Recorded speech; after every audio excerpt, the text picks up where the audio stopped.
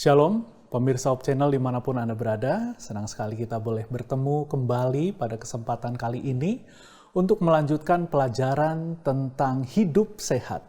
Dan hari ini kita sampai di huruf H yang kedua dari kata sehat, yaitu hubungan sosial yang baik. Kita ingin tahu lebih lanjut kenapa hubungan sosial yang baik itu berkaitan juga dengan kesehatan kita. Dan kita juga ingin tahu nantinya bagaimana sih kita bisa mencoba untuk dapat menjaga hubungan sosial yang baik, bukan hanya untuk kesehatan kita, namun juga untuk kesehatan dan kebaikan bersama orang-orang yang ada di sekitar kita. Firman Tuhan dalam buku Yakobus pasal 3 ayat yang ke-8 sampai 10 berkata demikian. Tetapi lidah manusia tidak dapat dijinakan oleh seorang pun. Lidah itu jahat dan tidak dapat dikuasai, penuh dengan racun yang mematikan. Yakobus 3:8 sudah memberi peringatan, hati-hati saat kita berbicara, berkomunikasi, karena dikatakan lidah itu penuh racun dan mematikan. Kata racun dan mematikan tentu saja berkaitan dengan kesehatan. Jadi perkataan kita, perkataan orang lain ternyata sangat berkaitan dengan kesehatan dari tubuh kita. Ayat ke-9, saya lanjutkan. Kita menggunakannya untuk mengucapkan terima kasih kepada Tuhan dan Bapa kita. Tetapi kita juga menggunakan lidah kita untuk mengutuki sesama manusia yang telah diciptakan menurut rupa Allah. Tidak satu dua kali, mungkin sering kita mendengarkan ada orang yang mencoba untuk memaki, mengucapkan hal-hal yang buruk, menyamakan sesama manusia dengan binatang, dengan sampah, dan itu muncul dari mulut yang sama yang digunakan untuk memuji Tuhan. Ayat yang ke-10, teguran, nasihat untuk saya dan juga mungkin untuk saudara-saudara. Dari mulut yang sama, keluar kata-kata terima kasih dan juga kata-kata kutukan. Seharusnya tidak demikian.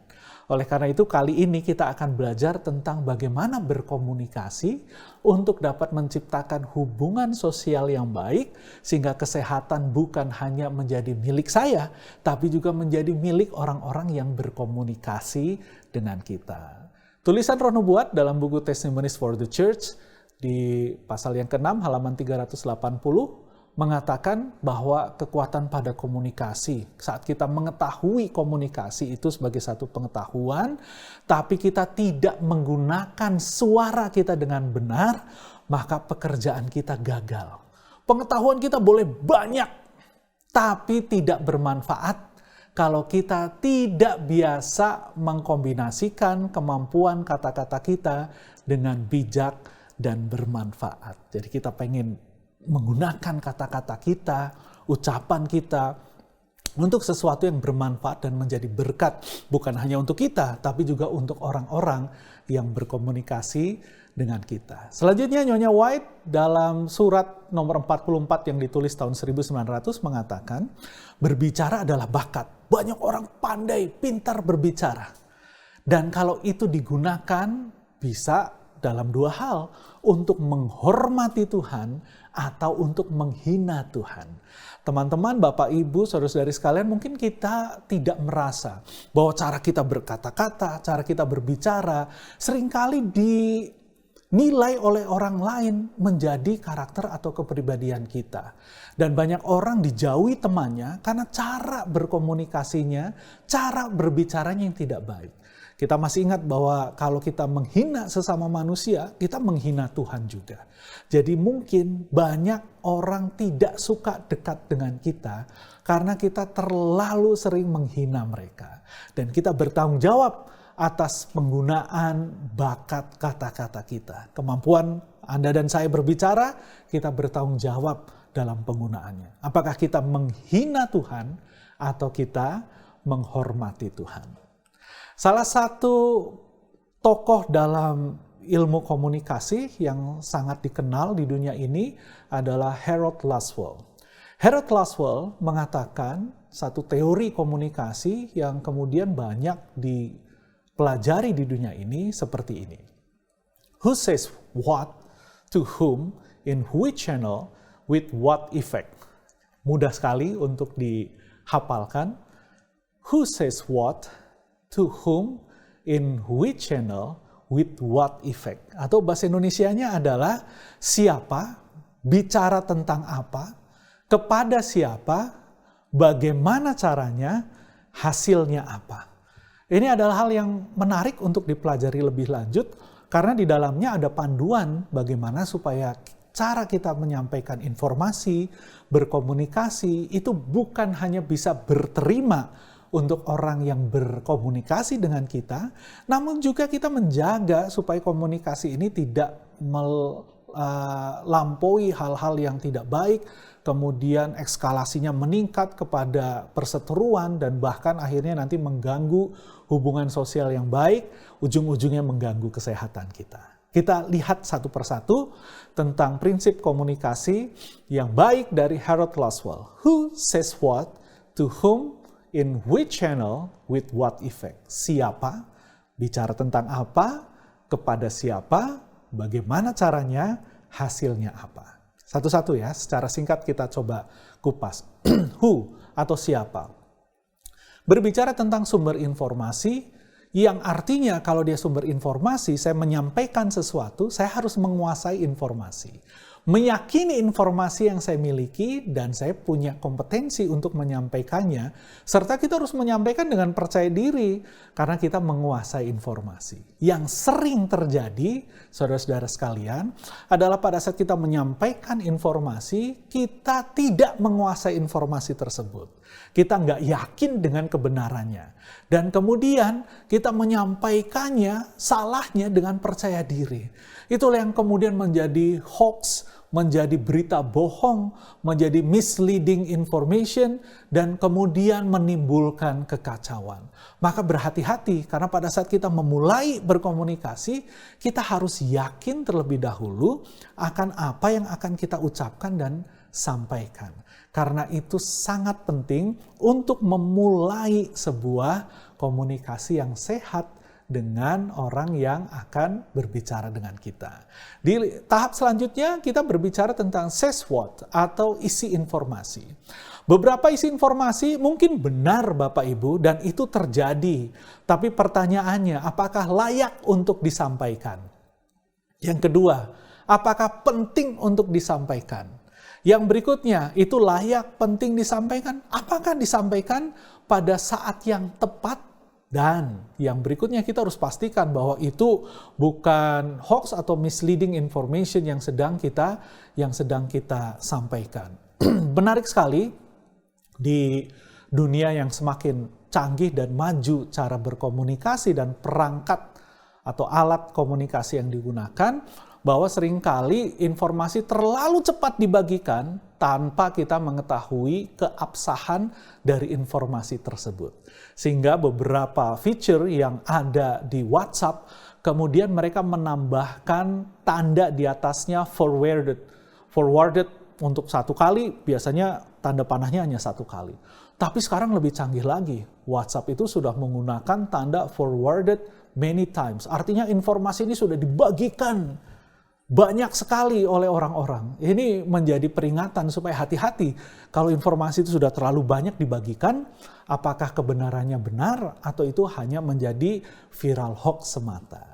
Kemudian yang berikutnya, penting juga kepada kita untuk dapat mengetahui siapa sih yang sedang berbicara dengan kita, siapa sih yang sedang berkomunikasi dengan kita. Mungkin sedikit banyaknya kita perlu mengetahui secara sepintas ya, asal budayanya, kita pengen tahu dia orang apa. Karena biasanya budaya ini berpengaruh dalam cara berkomunikasi. Ada orang yang biasanya sangat kaget kalau dia belum pernah berkomunikasi dengan saudara yang berasal dari asal daerah dengan cara berkomunikasi yang penuh semangat, kemudian meledak-ledak, berapi-api, jadi seolah-olah sedang marah. Padahal tidak. Dia orang yang penuh kasih sayang, lembut, hanya karena budayanya yang seperti itu. Jadi jangan baperan, kita perlu tahu siapa yang berbicara dengan kita, asalnya dari mana. Kemudian latar belakang pendidikan. Tanpa bermaksud untuk mendiskreditkan seseorang. Kadang-kadang kita berbicara dengan orang yang berpendidikan cukup, rasanya lebih menyenangkan karena ada toleransi dan lain sebagainya. Namun kita tidak boleh memandang rendah pada saat kita berbicara dengan orang yang mungkin level pendidikannya tidak sama dengan kita. Mari kita menyesuaikan supaya ucapan kita boleh dimengerti oleh mereka. Dan jangan lupa kita juga perlu untuk mengetahui latar belakang keluarganya. Apalagi kalau pembicaraannya itu sudah mulai intens ya. Kita perlu tahu bahwa orang yang berkomunikasi dengan kita, latar belakangnya dari keluarga yang seperti apa. Termasuk juga kondisi pada saat berkomunikasi dengan orang tersebut. Apakah orang tersebut sedang marah, sedang panik, sedang sedih, sedang kecewa, maka kita perlu tahu agar komunikasi dapat terjalin dengan sehat. Dan ingat bahwa komunikasi yang sehat, hubungan sosial yang sehat juga berkontribusi besar kepada kesehatan tubuh kita. Seorang yang terkenal bernama Martin Buber, seorang filsuf ya, dan juga ilmunya banyak dipakai juga di komunikasi, menulis buku I and Thou. Di buku tersebut ada satu teori dari Martin Buber tentang dua pola komunikasi, yaitu I, it, dan I, thou. I, itu saya. Di bahasa Inggris kita semua mengetahui bahwa it itu menunjukkan sesuatu yang bukan orang, bisa benda dan lain sebagainya. Maka pada waktu disampaikan teori komunikasi I, it oleh Martin Buber, saya menganggap orang yang berkomunikasi dengan saya itu levelnya tidak setara. Karena saya menganggap dia benda, orang yang tidak berdialog dengan saya. Dan biasanya kalimat ucapan yang digunakan dalam komunikasi I, it lebih sering kita mendengarkan kata-kata seperti pokoknya, saya tidak mau tahu, harus. Itu adalah komunikasi I, it. Di lain pihak, komunikasi I, thou adalah komunikasi yang menempatkan orang yang berbicara dengan kita setara, karena thou itu sama dengan you. Maka kita menganggap dia dan saya setara dalam berkomunikasi. Ada prinsip dialog kompromi yang terjadi. Sehingga biasanya keluarga yang menggunakan prinsip komunikasi I, thou, anak-anaknya akan tumbuh lebih demokratis karena diizinkan untuk menyampaikan pendapatnya.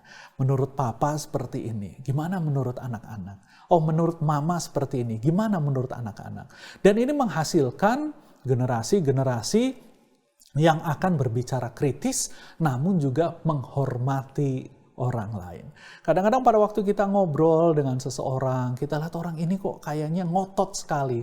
Penting mungkin untuk sedikit lebih mengenal, oh mungkin dari dulu dia dididik dalam komunikasi yang otoriter, yaitu I, it. Dan kita perlu memahaminya, bukan untuk menjauhinya, tapi supaya kita nggak baperan. Kita bisa menerima keadaan, memahami kondisinya, dan terus dapat mengadaptasi cara berkomunikasi kita dengan lebih baik lagi. Prinsip berikut dari Harold Laswell adalah in which channel. Atau kita pengen berkomunikasi yang baik itu caranya bagaimana sih?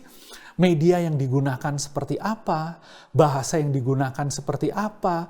Kemudian budaya yang digunakan seperti apa dalam berkomunikasi? Remaja-remaja mungkin yang lahir sesudah tahun 90-an, mereka sangat senang menggunakan alat komunikasi elektronik untuk dapat menyampaikan pesan dan menerima pesan. Sementara kita yang lahir sebelum tahun itu mungkin lebih senang kalau kita berkomunikasi secara langsung, ketemu, ngobrol, dan lain sebagainya. Sehingga seringkali ada sedikit konflik terjadi hanya karena si generasi muda mencoba mendiskusikan dengan menggunakan aplikasi pesan WhatsApp dan lain sebagainya, sementara mereka yang lebih tua merasa tidak dihormati karena hanya disampaikan melalui pesan teks di alat komunikasi mereka. Ini yang harus kemudian kita perhatikan. Baiklah kita kalau berkomunikasi dengan orang tua kita, walaupun mungkin susah bertemu karena zaman pandemi, ada baiknya kita bertelepon. Karena mereka lebih senang dengan hal seperti itu. Mungkin untuk orang-orang muda pada saat menggunakan WhatsApp atau aplikasi pesan lainnya itu sudah cukup ya. Apalagi sekarang aplikasi pesan menyertakan emotikon untuk dapat mewakili perasaan atau apa yang sedang dialami secara emosional oleh pengirim pesannya. Dulu waktu kita menulis pesan selamat pagi, kita nggak pernah tahu intonasi nadanya, kemudian dia marah atau tidak, karena teks itu datar saja. Tapi kemudian dilengkapi pada waktu kita menulis kata selamat pagi, kemudian muncul gambar wajah yang berwarna merah, merengut, oh berarti dia sedang marah ya. Karena cara terbaik berkomunikasi memang tetap bertatap muka supaya responnya bisa langsung dirasakan oleh kita. Namun kita harus menyesuaikan, kita harus memahami bahwa kita hidup di zaman komunikasi di mana perangkat komunikasi sudah sedemikian canggihnya. Jadi hati-hati dalam memilih bagaimana kita berkomunikasi supaya tidak ada konflik, tidak ada masalah, hubungannya tetap sehat. Kemudian yang terakhir mungkin dari apa yang kita harus perhatikan adalah pada saat kita berkomunikasi, ingat harus ada hasil yang dicapai. With what effect? Harus ada hasil yang bisa dicapai oleh kita dalam berkomunikasi. Karena mungkin kita hanya ngobrol ngalor ngidul kemudian berbicara dari sana kemari. Untuk berkomunikasi hanya untuk menghabiskan waktu, bersenda gurau, mungkin itu hal yang biasa saja. Namun pada saat ada sesuatu yang ingin kita sampaikan dan punya tujuan, maka isi pesan tersebut harus tersampaikan. Apalagi kita berbicara tentang hubungan sosial yang sehat. Supaya cara kita menegur bila mana ada kesalahan adalah cara menegur yang penuh kasih. Sehingga isi pesannya tersampaikan, maknanya tersampaikan, namun tidak ada konflik yang terjadi sesudahnya. Pesan diterima sesuai dengan rencana. Tanggapan yang sesuai kita dapatkan. Dan bila perlu kita ulangi lagi apa yang hendak kita sampaikan kepada orang tersebut. Karena ada orang yang mungkin tingkat pendidikannya tidak seperti yang kita inginkan, akhirnya cara menerima pesannya menjadi lambat sehingga kita perlu mengulanginya. Di sisi lain, ada orang yang kemudian membentengi diri karena dia merasa bahwa dia bicaranya terlalu keras, dia bicaranya terlalu lembek, dia bicaranya terlalu pelan, dan kemudian menganggap bahwa lingkungan budayanya dia tidak setara dengan orang yang sedang berkomunikasi dengan dirinya. Maka itu juga harus kita perhatikan. Karena kita ingin apa yang kita sampaikan itu betul-betul diterima dengan baik, tidak ada salah paham, sehingga sering masalah itu timbul karena miskomunikasi. Ya, banyak masalah di dunia terjadi karena miskomunikasi, ada perbedaan yang disampaikan dengan yang diterima. Kemudian terjadilah masalah. Bagaimana cara menyelesaikannya? Banyak masalah di dunia juga selesai dengan cara memperbaiki komunikasinya. Oh, dulu ternyata maksudmu berbicara ini ya, saya baru paham sekarang ini. Akhirnya konflik yang sebenarnya dulu terjadi tidak perlu terjadi. Seandainya prinsip menyampaikan pesan, menerima pesan itu dapat berjalan dengan baik. Hidup sehat itu sangat penting karena kita mau panjang umur, hidup berbahagia. Dan salah satu hal yang kita perhatikan adalah hubungan sosial melalui berkomunikasi yang baik. Ingat, komunikasi yang baik akan memperkecil, bahkan kalau bisa kita ingin menghilangkan kemungkinan terjadinya masalah hidup dengan sesama kita. Karena kita nggak ingin hidup dalam masalah ya.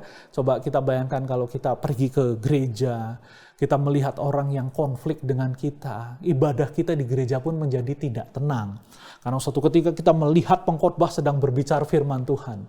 Tidak sengaja kita melirik orang yang kesal sama kita dan kita kesal sama dia. Akhirnya kita jadi berdosa. Hanya karena masalah komunikasi.